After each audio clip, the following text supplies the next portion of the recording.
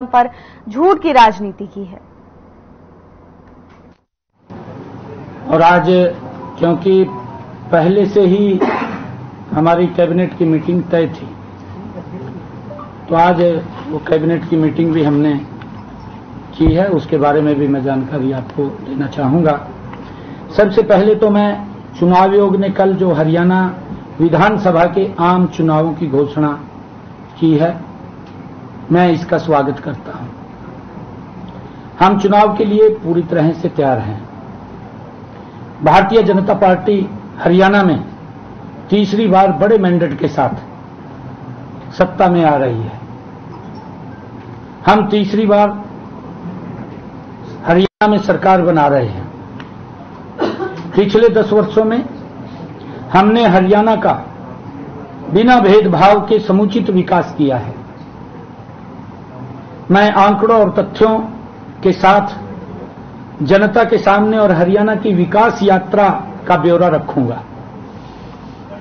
साथ साथ विपक्ष के लोगों से भी इस बात के लिए हम पूछेंगे कि जनता के सामने झूठ बोलने से बेहतर तो ये रहेगा कि वो अपने कामों का गुणगान करना चाहिए, उनको बताना चाहिए कि हमने ये काम किया, हम यहां पर रहे। झूठ फैलाने में लगे हुए हैं। जनता से भी अनुरोध करूंगा कि कांग्रेस को इनके झूठ के बारे में सबक सिखाने का काम करें। पिछले 10 वर्षों में हरियाणा ने हर क्षेत्र में विकास की ऊंचाइयों को छुआ है। मैं हरियाणा के मतदाताओं से अपील करता हूं कि लोकतंत्र के इस पर्व में बढ़ चढ़ करके भाग लें। अपना मत अवश्य वो डालें। मैं ये अपील करूंगा क्योंकि मतदान महादान है। आप इसके लिए मैं अपील करना चाहूंगा सभी मतदाताओं से कि आप इसके लिए विशेष समय निकालिए और विशेष समय निकाल करके इस लोकतंत्र के पर्व के अंदर हिस्सा लेते हुए लोकतंत्र को मजबूत करने का काम आप लोग करें। ऐसा मैं आग्रह हरियाणा प्रदेश के मतदाताओं से करता हूं। आज मंत्रिमंडल के समक्ष जो अभी पिछले दिनों माननीय सर्वोच्च न्यायालय द्वारा नौकरियों में अनुसूचित जाति के कोटे में वर्गीकरण के संबंध में हरियाणा अनुसूचित जाति आयोग की जो रिपोर्ट थी वो आज रखी गई। उस रिपोर्ट को कैबिनेट ने स्वीकार कर लिया और स्वीकार किया है क्योंकि चुनाव आचार संहिता लगी हुई है। चुनाव आचार संहिता उसको हमने देख करके ये अनुशंसा किया है कि चुनाव आयोग को भेजी जाए रिपोर्ट। जैसा भी चुनाव आयोग उसके ऊपर दिशा निर्देश देगा हम उसको आगे बढ़ाने का काम करेंगे। एक ये अनुशंसा है क्या आयोग? जी, मैं आपको बताना चाहता हूं कि ये 2 प्रकार के वर्गीकरण की सिफारिश माननीय सर्वोच्च न्यायालय ने की है। एक अन्य अनुसूचित जाति, दूसरा वंचित अनुसूचित जाति। उसके अंदर जो ऐसी समाज के अंदर गरीब व्यक्ति है, ऐसे लोगों को, और उसके अंदर आयोग ने ये विश्लेषण भी किया क्योंकि रिपोर्ट पिछली कैबिनेट के अंदर हमने आयोग को भेजी थी। आयोग ने जो ऐसी आयोग है उसने इसके ऊपर विश्लेषण किया कि वंचित अनुसूचित जाति की संख्या में 50% से ज्यादा हिस्सा होने से के बावजूद उनका नौकरियों में प्रतिनिधित्व तुलनात्मक रूप से काफी कम है। ये आयोग ने रिपोर्ट देकर के भेजा है। ये मैं बता रहा हूं, मैं सारा कुछ बताऊंगा। पहले बात पूरी हो जाए, सवाल बाद में। मैं आपको बताऊंगा आगे। अन्य अनुसूचित जातियों में जैसे चमार है, रेगर है, रायगर है, रामदासी है, रविदासी है, बलही है, बटाई है, मोची है, जाटव है, ये अन्य अनुसूचित जातियों में शामिल हैं। वंचित अनुसूचित जातियों में जैसे वाल्मीकि है, धाणक है, ओड है, बाजीगर है, मजहबी है, मजहबी सिख है, इसके साथ साथ 36 अन्य जाति। विधानसभा चुनाव से पहले जननायक जनता पार्टी को बड़ा झटका लगा है।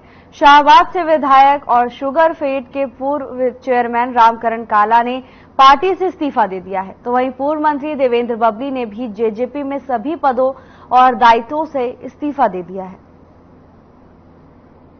विधानसभा चुनाव की तारीखों का ऐलान हो गया है। चुनाव से पहले जेजेपी को बड़े झटके लग रहे हैं। रामकरण काला ने पार्टी से इस्तीफा दे दिया, तो वहीं रामकरण काला के बाद पूर्व मंत्री देवेंद्र बबली ने भी पार्टी आलाकमान को अपना इस्तीफा सौंप दिया है। चुनाव से पहले जहां एक तरफ सभी दल तैयारियों में जुट गए हैं, तो वहीं जेजेपी को बड़े झटके लग रहे हैं। विधायक रामकरण काला ने पार्टी से इस्तीफा दे दिया, तो वहीं उसके तुरंत बाद पूर्व मंत्री देवेंद्र बबली ने भी इस्तीफा सौंपा है।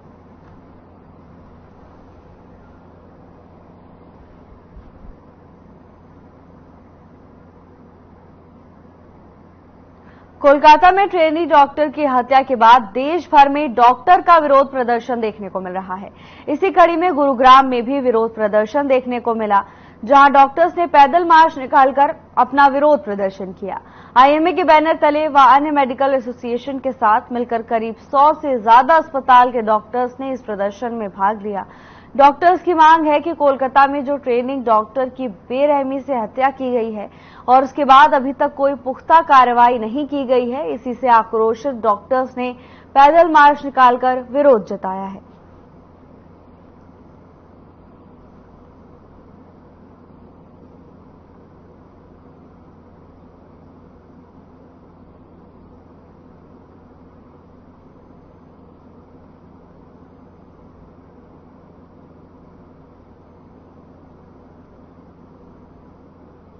तोड़ दिए जाते हैं।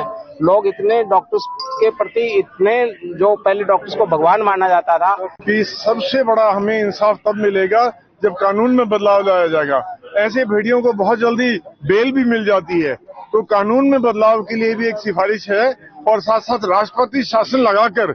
मैम आज सड़कों पर उतरने क्या वजह है? आज सड़कों पर उतरने की सड़कों पर उतरने की वजह आपको भी पता होगी, जो हमारी एक डॉक्टर महिला के साथ इतना सघन्य अपराध हुआ है, उसके साथ बलात्कार के साथ मर्डर भी हुआ है उसका, तो ये उसके लिए ही हम प्रोटेस्ट कर रहे हैं। देखिए, ये जो आज हमारी एसोसिएशन है आईएमए, इसके साथ बहुत सारी एसोसिएशन जैसे लायंस, रोटरी, डब्ल्यू और बहुत सारी डीमा, ये सब ने एसोसिएशन ने साथ दिया है, क्योंकि ये जो दर्दनाक कहानी हुई है ये एक डॉक्टर की नहीं है, ये हर एक लड़की की है और एक बहन की है जो हमारे देश के अंदर असुरक्षित महसूस करती है। हमारी बच्चियां हमसे पूछती हैं कि क्या हमारे साथ भी कल को यही होगा? हमारे पास इसका कोई आंसर नहीं है। इसका आंसर तभी मिलेगा जब हमारे पास लॉ आएगा, हमें सुरक्षा मिलेगी। तो मेरा एक यही कहना है कि महिलाओं के लिए एक सेफ एनवायरनमेंट प्रोवाइड करना एक गवर्नमेंट की जिम्मेदारी है, उसका कर्तव्य है। उसको ये कर्तव्य अच्छे से निभाना चाहिए। अगर हमारी बेटियां सड़क पर निकलने से पहले हमसे 10 सवाल पूछती है और अगर उसके घर आने से पहले हमारे मन में ये भय है कि वो स्वस्थ और सही सलामत घर आ रही है।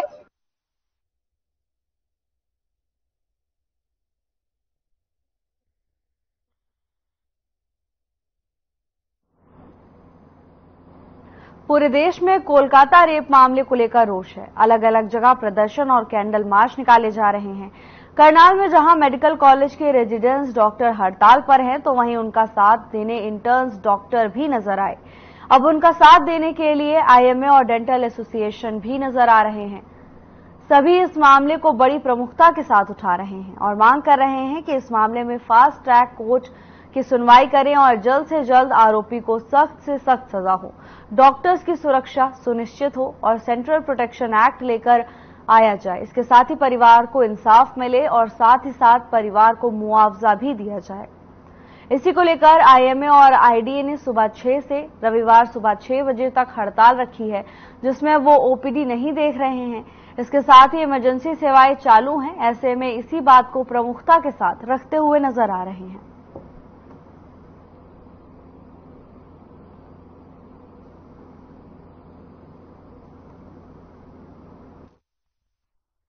में सबको पता है क्या हुआ है, इस पे अब मैं ज्यादा नहीं कहना चाहता। इस इंसिडेंट की वजह से हमारे करनाल स्टेट आईएमए और नेशनल आईएमए बहुत रोष है।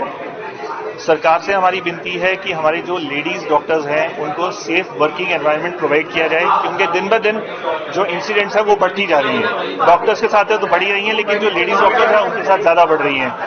हमारी इस टाइम जो हमने आज एक दिन की जो टोकन स्ट्राइक करी है वो आज सुबह 6 बजे से लेकर कल सुबह संडे 18 तारीख 6 बजे तक की है। इसमें हमारी ओपीडी सेवाएं और जो इलेक्टिव सर्जरी हैं वो सब बंद है, सिर्फ इमरजेंसी वाली सर्विसेज चल रही हैं। मैं ये बताना चाहूंगा कि जो 9 अगस्त 2024 को अमानवीय घटना कलकत्ता मेडिकल कॉलेज में हुई है, हम उसका घोर विरोध करते हैं और हम बहुत शोक व्यक्त करते हैं। और हम सरकार से ये चाहते हैं कि एक सेफ एनवायरनमेंट हमारी महिलाओं को, जो लोग किसी भी अस्पताल में, किसी भी मेडिकल कॉलेज या किसी भी ऑफिस में काम करते हैं, उनको एक सेफ एनवायरनमेंट प्रदान करें, ताकि जो लेडीज हैं वो नाइट ड्यूटी करते हुए भी घबराएं ना और अपनी सेवाएं जनता को देते रहें।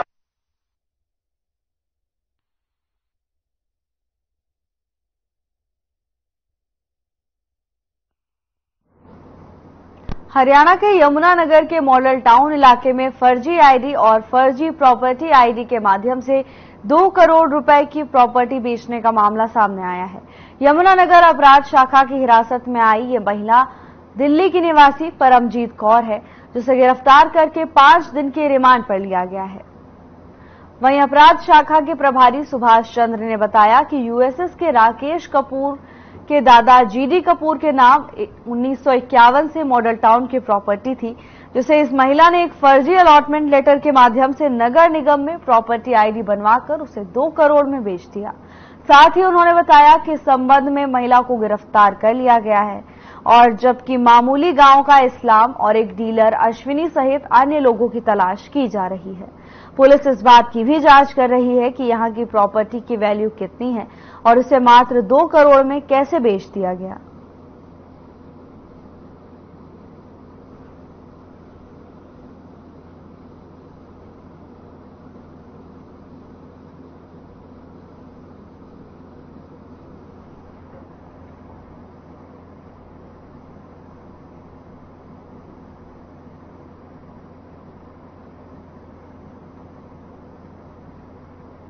पेरिस ओलंपिक में कांस्य पदक जीतने के बाद भारतीय हॉकी टीम के खिलाड़ी संजय कुमार अपने गांव डाबड़ा पहुंचे। संजय का हिसार में जोरदार स्वागत किया गया।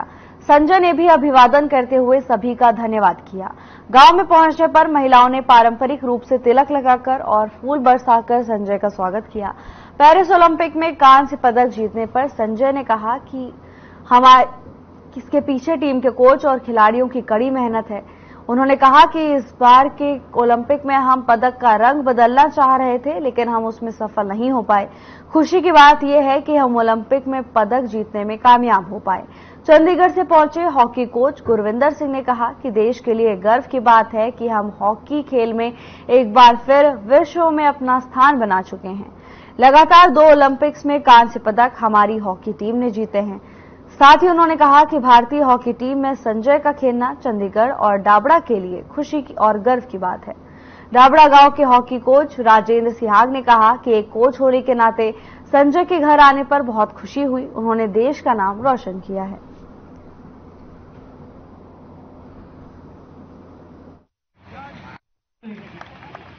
बाकी सब बहुत ज्यादा है, पूरे इसने देश का नाम रोशन किया है, तो मेरे लिए इससे बड़ी उपलब्धि नहीं हो सकती। तो मेरे पास कोई शब्द नहीं है। ये है गांव ने मेरे को जन्म दिया, मान दिया, सम्मान दिया। मैंने गांव को कहते ये सोच के मैंने ये बच्चे को तराशने की कोशिश की। मैं अपनी मेहनत के बल पे आज ओलंपिक में मेडल लेकर आया, तो इससे बड़ी मेरे को खुशी हुई। संजय को आपने कोचिंग दी, संजय के अलावा और भी जो खिलाड़ी हैं वो गांव के आप तैयार कर रहे हैं, क्या रणनीति और किस हिसाब से आप तैयार कर रहे हैं कि आपके इस गांव से संजय की तरीके से और भी प्लेयर निकले और देश का प्रतिनिधित्व करें? हाँ, कर रहे हैं। अभी वर्ल्ड कप में जो टीम का जो कैप्टन है इंडिया का 2023 में जूनियर वर्ल्ड कप जो हुआ था, उसके अंदर जो कैप्टन है वो रोहित है, वो मेरे गांव से बड़ा गांव का है। क्या कहेंगे इस उपलब्धि पे, जिस तरीके से भारतीय टीम ने कांस्य पदक जीता, ओलंपिक में लगातार दूसरा ओलंपिक और लगातार दूसरा ही मेडल? इसके पीछे बहुत हार्डवर्क है कोचिज का और प्लेयर्स का, कि जैसे पिछली बार आया मेडल बहुत सालों के बाद, तो उसके बाद इस बार उम्मीद थी कि हम मेडल का कलर चेंज करें और बहुत ज्यादा हार्ड वर्क करें। तो चलो वो तो हो नहीं पाया, लेकिन हमने बैक टू बैक दूसरा मेडल जीता, तो बहुत ही खुशी की बात है। और मैं थैंक यू कहना चाहूँगा जिन्होंने हमें इतना सपोर्ट किया और हमारे लिए दुआ की। सबसे पहले तो ये पूरे देश के लिए बहुत गर्व की बात है कि हम हॉकी में वर्ल्ड में अपना स्थान दोबारा बना चुके हैं। पिछली बार भी हम ब्रॉन्ज मेडल थे और अब भी ब्रॉन्ज मेडल। और उससे भी ज्यादा बड़ी बात मुझे तो ये लगती है कि चंडीगढ़ के लिए और आपके गांव डाबरा के लिए कि उस टीम में जिसका मेडल आया उसका हमारा एक लड़का संजय भी एक मेंबर है। और यही कहना चाहूँ कि होनहार लड़के पूरे देश में हों और नेक्स्ट टाइम हम अब ब्रॉन्ज मेडल लिया तो नेक्स्ट टाइम हम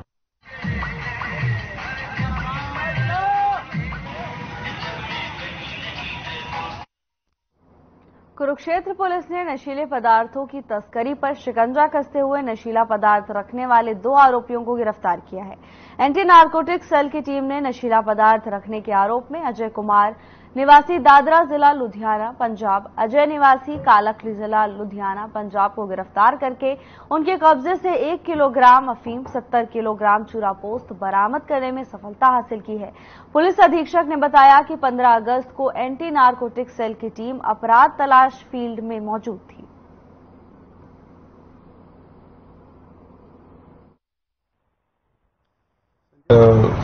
पुलिस कुरुक्षेत्र पुलिस द्वारा की गई है। जैसे कि आपको पता है कि हमारे द्वारा एक नशे के खिलाफ अभियान चलाया जा रहा है और उसमें हमने पिछले लगभग 1-1.25 महीने के अंदर पूरे स्टेट के अंदर, पूरे हरियाणा के अंदर सबसे ज्यादा कमर्शियल क्वांटिटी के जो FIRs हैं, केसेस हैं, वो कुरुक्षेत्र पुलिस द्वारा पकड़े गए हैं। और हाल ही में हमारी जो ANC की टीम है, anti narcotics cell, inspector Surendra के नेतृत्व में उन्होंने एक बड़ी कमर्शियल खेप को पकड़ा है।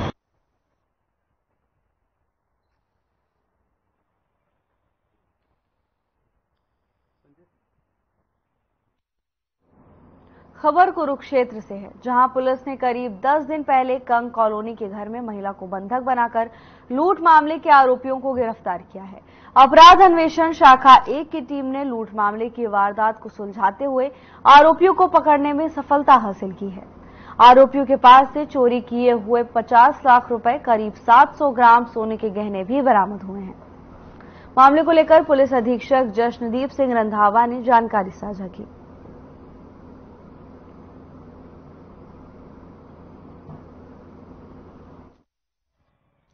एक लगभग 10 दिन पहले कुरुक्षेत्र के अंदर एक बड़ी लूटपाट की घटना को अंजाम दिया गया था, जिसमें एक बुजुर्ग महिला जो कि कंग कॉलोनी थानेसर के अंदर रहती थी, उसको बंधक बनाकर कुछ लोगों द्वारा उसके घर से सोने जेवरात की लूटपाट को अंजाम दिया गया था।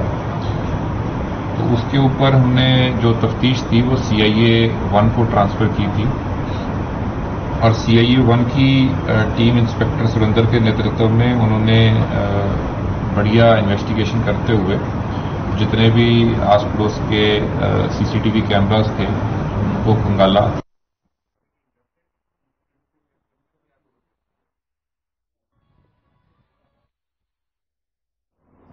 कुरुक्षेत्र पुलिस ने ट्रांसफार्मर और सामान चोरी करने के 3 आरोपियों तथा चोरी का सामान खरीदने के एक आरोपी को गिरफ्तार किया है। अपराध अन्वेषण शाखा 2 की टीम ने ट्रांसफार्मर चोरी करने के औजार सहित वारदात में प्रयोग की गई कार को भी बरामद किया। पुलिस अधीक्षक जशनदीप सिंह रंधावा ने बताया कि SDO बिजली विभाग पीपली कार्यालय से प्राप्त शिकायतों के माध्यम से बताया गया कि किसानों के खेतों से 20 kVA ट्रांसफार्मर का सामान चोरी कर लिया गया है, जिसे लेकर बिजली विभाग के कर्मचारियों ने मौके पर जाकर चोरी हुए ट्रांसफार्मर्स के सामान का आकलन किया और सभी आरोपियों को गिरफ्तार कर आगे की कार्रवाई में जुट गई है।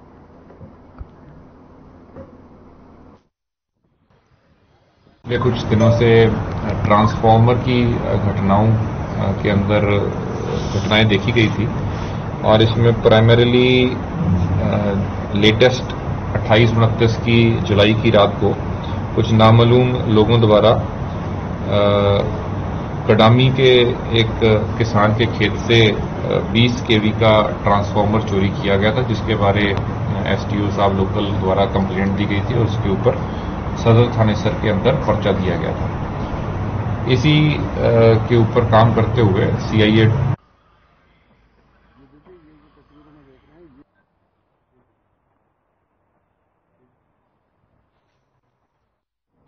शहरी स्थानीय निकाय राज्य मंत्री सुभाष सुधा के विशेष प्रयासों से सरस्वती नदी को प्रदूषण मुक्त रखने के लिए जन स्वास्थ्य विभाग द्वारा गांव खेड़ी मारकांडा में 8.50 एमएलडी क्षमता वाला नया सीवरेज ट्रीटमेंट प्लांट एसटीपी लगाया जाएगा। इस कार्य पर 30 करोड़ 16,65,000 रुपए की राशि खर्च होगी। ग्राम पंचायत द्वारा इस प्लांट को लगाने के लिए 2.5 एकड़ जमीन देने का प्रस्ताव भी पास किया गया है। यह प्लांट निसंदेह जनता के लिए हितकारी साबित होगा। शहरी स्थानीय निकाय राज्य मंत्री सुभाष सुधा ने कहा कि एसटीपी के प्रोजेक्ट के लिए टेंडर प्रक्रिया चल रही है। आगामी 1 या 2 दिन में टेंडर खुल जाएंगे। इस प्रोजेक्ट का निर्माण कार्य जल्द शुरू हो जाएगा। इस प्लांट के लगने से सरस्वती नदी में जो गंदा पानी जाता था उससे लोगों को राहत मिलेगी।